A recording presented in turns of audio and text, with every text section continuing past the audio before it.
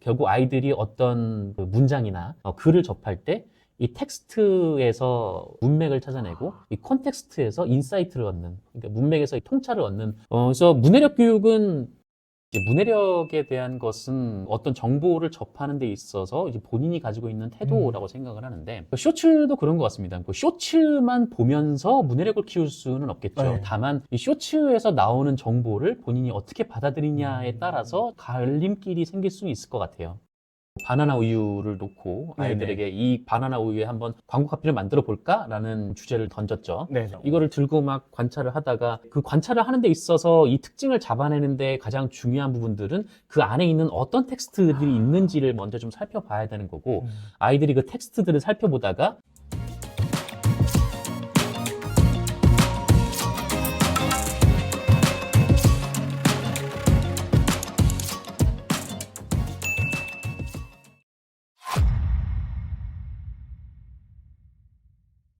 안녕하십니까. 실천할 수 있는 교육 정보만 드리는 가든 패밀리 브루스피디입니다. 여러분, 오늘의 가든 게스트는요, 스마트폰으로 키우는 초등 문해력의 저자이신 정상근 기자님을 모셨습니다. 안녕하세요. 네, 안녕하십니까. 우리 시청자분들께 소개 한번 부탁드려도 될까요? 저는 지상파 라디오, 방송, 유튜브 등에서 뉴스 브리핑과 평론 등을 하고 있고요. 그리고 언론재단의 미디어 교육사이기도 합니다. 가든 패밀리 애청자분들에게 처음 인사드리는데 정상근입니다. 반갑습니다.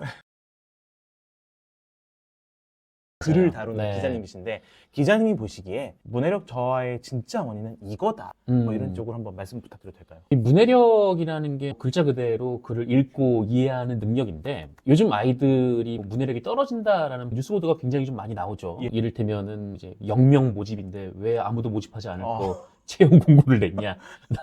영명, 뭐 그런 예. 밈이 돌기도 하고, 중식 제공이라고 했는데 난 한식을 먹고 싶은데 중식을 주냐, 이런 얘기가 있기도 하고. 네네. 근데 이런 논란들이 커뮤니티에 올라올 때마다 기자분들이 그 논란을 가지고 와서 이것이 이제 문해력의 심각한 현 주소다, 이렇게 기사를 쓰고는 하는데, 문해력의 진짜 문제는 무엇이냐라고 고민을 했을 때 뭐 중식 제공이라는 얘기를 듣고, 가운데 중자에 식사 식자구나, 이런 뜻이구나 라고 그것을 받아들이고 이해하고 넘어가는 아이와 중식 제공이라는 단어를 그냥 이제 흘려버리는 아이, 거기서 이렇게 차이가 난다라고 보거든요. 자신의 관심사에 따라서 받아들이는 것의 종류가 좀 다를 수는 있겠지만, 어쨌든 아이들이 어떤 글을 읽고 정보를 접하면서 이 단어의 뜻을 생각해보고 곱씹는 그런 훈련들이 이어져 온다면은 자연스럽게 아이들의 문해력 문제는 해결되지 않을까. 그러니까 아이들이 어떤 단어를 모른다고 해서 그것이 문해력의 진짜 위기다, 이런 평가를 내리는 데는 동의하지 않는 편입니다. 그러면은 오늘 영상을 통해서 네, 중요한 어휘와 문장을 곱씹는 훈련 방법을 알려주시나요?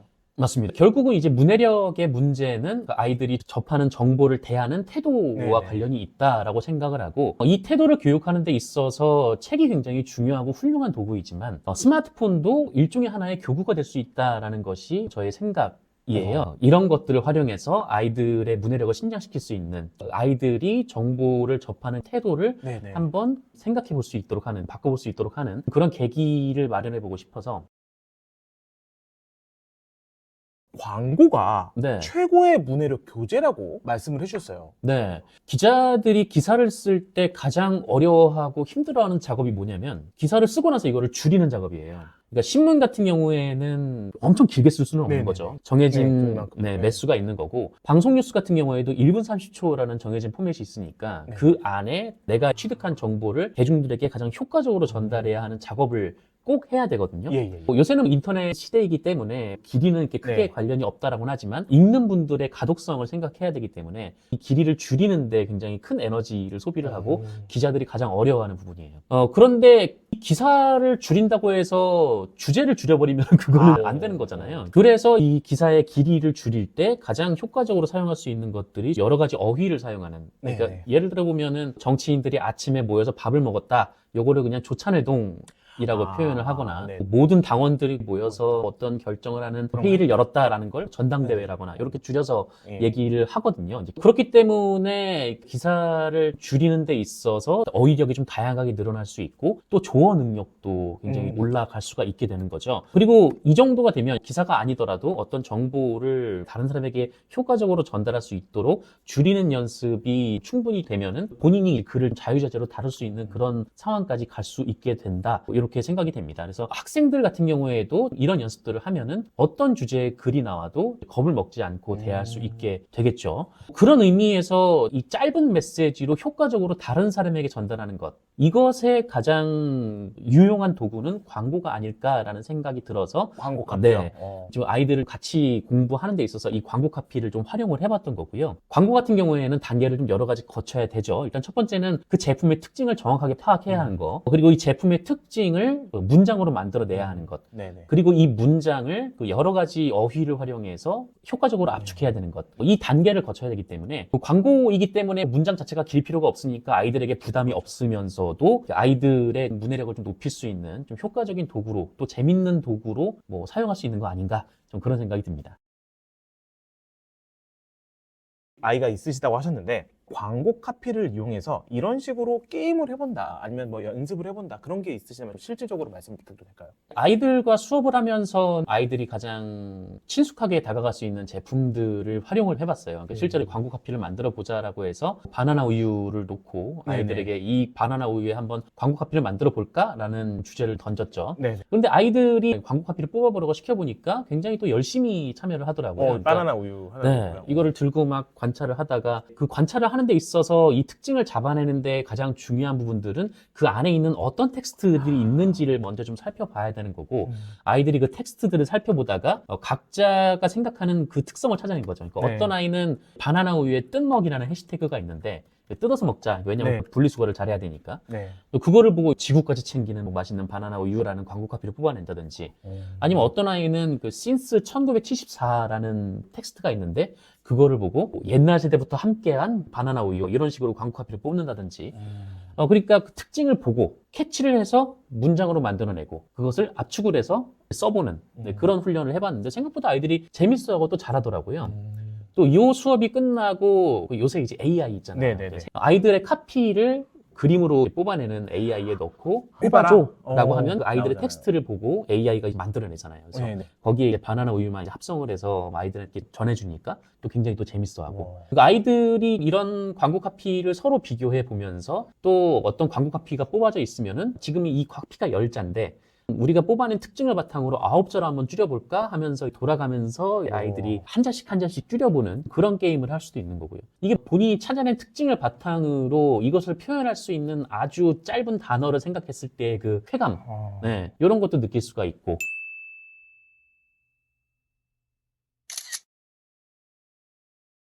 고급 어휘를 썼다거나 네, 생각지도 못한 단어를 썼다거나 했을 때 좀 그거를 또 돌려보면서 얘는 이 상황에서 이런 단어가 떠올랐구나 이렇게 서로 칭찬도 하고 욕도 하고 아니 진짜 네, 할 꿀팁인데요. 수가 있죠. 네. 네. 이런 걸 사고하는 과정에서 아이들이 계속 생각을 하고 네. 어휘를 떠올려야 되는 거잖아요. 요즘에 신문 활용해서, 뉴스 활용해서 아이들의 이제 문해력을 높여주는 그런 콘텐츠가 많잖아요. 네, 그렇죠. 기자님이니까 안 여쭤볼 수가 없습니다. 음. 자, 뉴스를 통해서 아이의 논리력과 문장력을 키워주는 방법을 여쭙고 싶습니다. 어떻게 해야 돼요? 저는 뉴스를 일상적으로 다루고 있고 굉장히 많이 접하고 있어요. 뭐 네. 하루에 절반 이상은 뉴스를 보면서 살고 있는데 하지만 뉴스는 어렵습니다. 아, 네, 네. 제가 봐도 어려워요. 그러니까 물론 요새 많은 전문가분들이 아이들에게 맞게 좀 신문을 어떻게 봐야 할지 이런 콘텐츠도 내주시곤 하지만 그냥 신문만 딱 갖다 놓고 아이들한테 보라 그러면은 어렵죠. 아이들이 읽기 어려워할 확률이 매우 높아요. 처음에 아이들과 신문을 접할 때 혹은 뉴스를 접할 때는 그 내용보다는 문장 구조로 접근을 하는 것이 좀 더 도움이 되겠다라는 생각이 좀 듭니다. 왜냐면은 모든 뉴스는 형식이 있거든요. 네네. 네, 주로 뉴스의 형식은 두 가지 구조로 네네. 이루어져 있어요. 초반에 이 기사의 주제를 딱 던져주고 이 기사의 주제에 맞는 보충 자료들, 정보들을 덧붙여주는 형식으로 뉴스가 이루어져 있단 말이죠. 앞으로 논술 뭐 이런 부분들이 굉장히 비중이 높아질 텐데 대학 가면은 무조건 다 서술형으로 네네, 써야 그렇죠. 되고 그러다 보니까 이 뉴스의 문장 구조를 익히는 거는 아이들에게 크게 도움이 될 겁니다. 이 문장 구조를 익히는 초등학생 아이들과 할 수 있는 가장 좋은 방법은 사실과 의견을 구분하는 훈련을 먼저 하는 거예요. 간단합니다. 경제 뉴스는 한국 언론의 게이트 프레이밍이 굉장히 나뉘는 분야인데 최저임금 보도를 놓고 어떤 언론에서는 똑같은 뭐 10,000원인데 엄청 올랐다. 어떤 언론은 이거밖에 안 올랐다. 이런 서술어를 쓰니까 아이들에게 두 기사를 갖다 놓고 왜 똑같은 사실을 놓고 여기는 많이 올랐다고 했을까?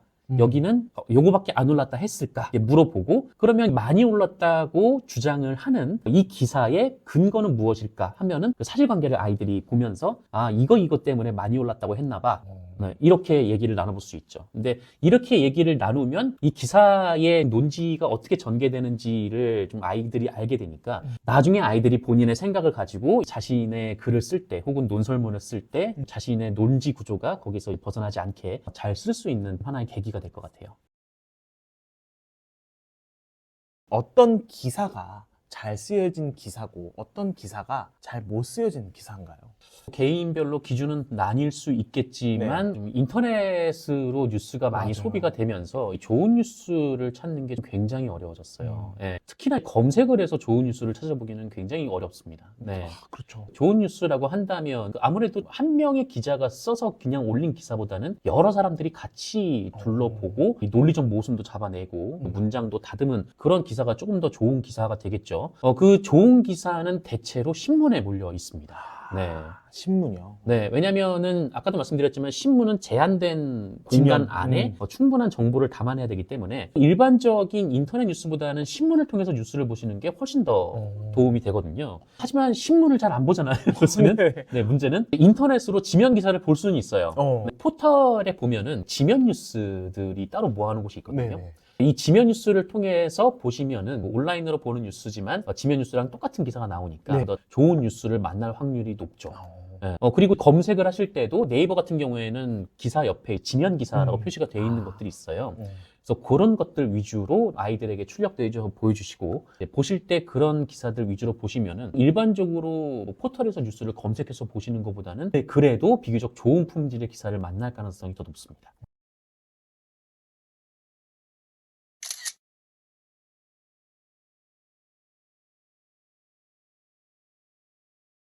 특히나 지면 뉴스 같은 경우에는 아까도 말씀드렸듯이 이제 몇 명의 사람들이 같이 보는 그런 예, 과정들이 있는데 이거를 언론사에서는 게이트키핑이라고 하거든요. 이 게이트키핑을 여러 번을 거쳐야 좋은 품질의 기사가 나오는 것처럼 사실 우리 아이들도 자신의 생각을 글로 표현할 때 일단 이거를 써보는 것도 중요하지만 자신이 쓴 글을 퇴고해보는 과정도 굉장히 크게 도움이 될 거예요.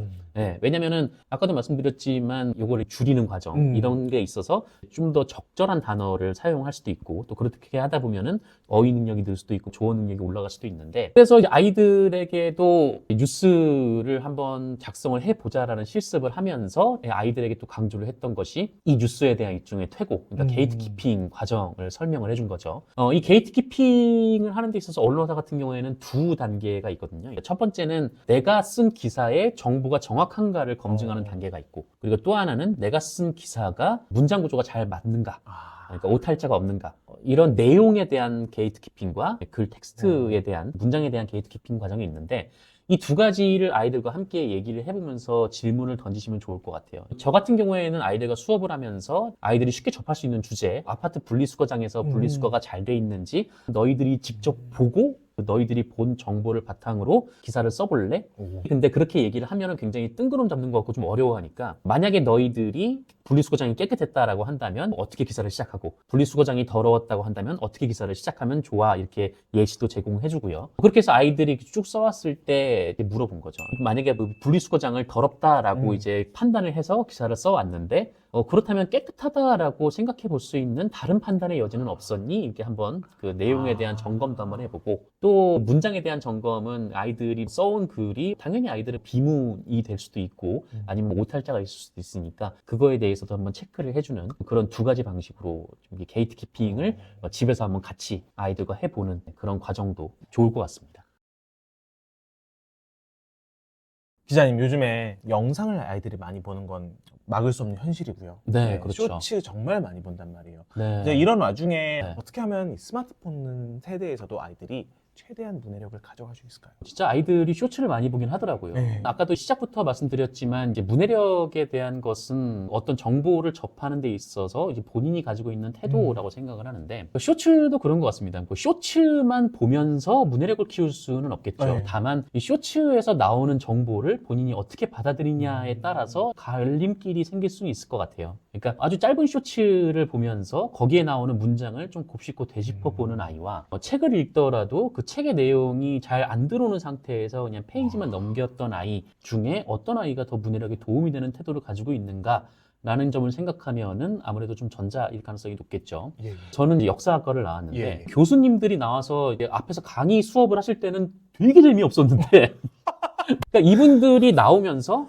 그 벌거벗은 세계사에서 적절한 영상과 과거의 자료들, 아주 짧은 영상들 중간중간 삽입이 됐을 때 굉장히 집중력 있고 밀도 있는 재밌죠. 접근이 가능하더라고요. 또 그것에 대해서 보고 이 편은 정말 재밌었어 라고 했을 때 또 거기서 책을 더 찾아서 본다거나 좀 그런 면들이 있었거든요.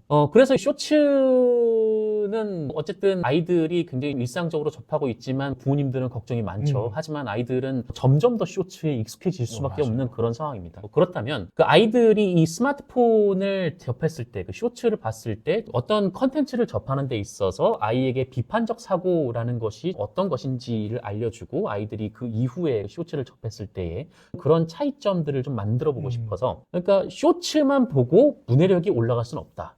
하지만 쇼츠를 바탕으로 아이들의 호기심을 자극할 수는 있다. 질문을 던질 수는 있다.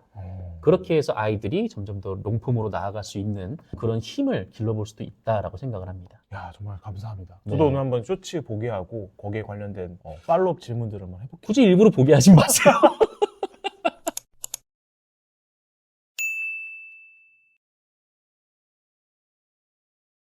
저희 세대는요, 그냥 아날로그 디지털을 모두 경험한 세대고요. 맞아요. 네. 지금 우리 아이들은 스마트폰 시대를 살고 있는데요. 어느 시대에나 통하는 문해력 향상 비법은 이것이다 라는 측면에서 키워드 하나를 꼽아주실 수 있으실까요? 어느 시대에나 통하는 문해력 향상의 비법은 생각이다. 네.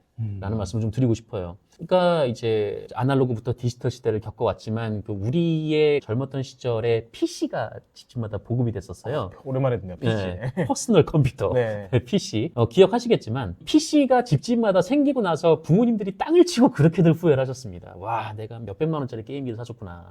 그리고 나서 당시의 뉴스를 좀 돌이켜보면은 아이들이 PC 게임을 하더니 굉장히 폭력적이 되어갔다. 그게 우리 세대 때의 뉴스였어요. 그러니까 우리가 아이들일 때 그런 뉴스가 나왔고 그 뉴스대로였다면은 우리는 굉장히 폭력적인 정신병자들 거죠. 사람들이 되겠죠. 네, 네. 그게 아주 틀린 말은 아닐 수가 있지만 다만 PC가 등장하면서 우리 세대의 인생이 바뀌었다라고 생각을 하거든요. 예전에 우리 부모님 세대는 회사에 들어가면은 복사하고 팩스 보내고 뭐 우체국 가서 등기 보내고 이게 일이었다면 지금은 이제 PC로 이메일을 보내는 것이 우리의 일이 됐죠. 저는 이제 기자니까 옛날에 기자들은 원고지에 원고를 쓰고 전화로 불러서 알려줬다면 지금은 노트북으로 기사를 써서 전송하는 게 일이 됐습니다. 그게 우리 시대의 삶이 된 거거든요. 그러니까 스마트폰이 지금 우리 아이들의 청년 시절을 지배하고 있고 이것은 굉장히 위험한 일일 수도 있지만 어쨌든 우리 아이들은 이 스마트폰 세상 안에서 기회를 찾아야 될 수도 있는 아이들인 거고 그것이 아니어도 일상생활을 이 스마트폰과 영위를 해야 되는 세대인 겁니다. 예, 예. 에어컨 하나를 틀려고 해도 스마트폰을 켜야 되는 시대인 건데요. 이 위험한 스마트폰 시대에서 우리 아이를 지킬 수 있는 교육이 지금 굉장히 필요하고 그것이 미디어 리터러시라는 이름으로 지금 여러 나라에서 지금 시행이 되고 있는 교육이기도 하고요. 그리고 이렇게 좀 위험한 스마트폰에서 우리 아이를 지킬 수 있는 것은 결국은 이제 우리 아이를 생각하는 아이로 키우는 것인 것 같아요. 그리고 이 생각하는 습관은 결국 아이들이 어떤 문장이나 글을 접할 때 이 텍스트에서 문맥을 찾아내고 이 콘텍스트에서 인사이트를 얻는, 그러니까 문맥에서 이 통찰을 얻는 그런 과정을 키울 수도 있는 결국 이제 생각이 다 기본적으로 바탕이 되어 있어야 하는 그런 부분이 있는 것 같습니다. 그래서 문해력 교육은 제 생각에는 초등학교 1학년 1학기부터 고등학교 3학년 2학기까지 어떠한 정해놓은 커리큘럼으로 키우기가 어렵거든요. 아이마다 관심 있는 분야가 다르고 글에 대해서 받아들이는 속도가 다르기 때문에 사실 저도 지금도 이제 문해력 교육을 받고 있는 상황이라고 생각을 하고요. 다만 꾸준히 글과 또 문장 또 정보를 접하고 최근에 우리 아이들은 스마트폰으로 모든 정보를 접하기 때문에 이 정보를 바탕으로 우리 아이를 생각하는 아이로 키울 수 있는 그런 힘을 갖추게 하는 것, 좀 그것이 좀 굉장히 중요하다고 생각해서 이 책을 이제 쓰게 된 거죠. 우리 가든 패밀리 애청자분들에게도 당부드리고 싶은 말은 우리 아이를 좀 생각하는 아이로 같이 좀 키워보자. 그리고 스마트폰도 그 도구 중에 하나가 될 수 있다라는 점을 말씀을 드리고 싶습니다. 오늘 귀한 네. 말씀 감사합니다. 귀한 자리 감사합니다. 네. 여러분 오늘 영상 어떠셨나요? 오늘 영상이 도움이 되셨다면 구독과 좋아요 부탁드리고요. 우리 정상근 기자님의 스마트폰으로 키우는 초등 문해력 신간 도서에도 많은 관심 부탁드리도록 하겠습니다. 기자님 오늘 네. 귀한 시간 내주셔서 감사합니다. 귀한 시간 감사합니다.